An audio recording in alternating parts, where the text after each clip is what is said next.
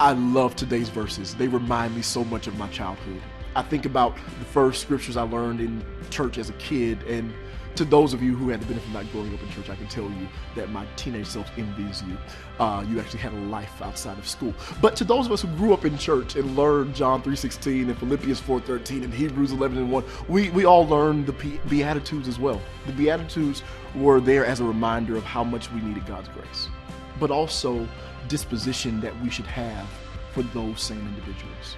So in 5:2, when Jesus says, blessed are the poor in spirit, for theirs is the kingdom of heaven.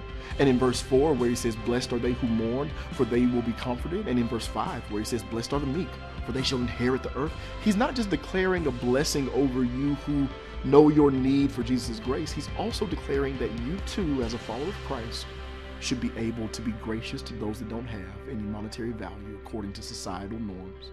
These are the wishes of Christ concerning us. And then in verse 13, he reminds us that we're the salt of the earth.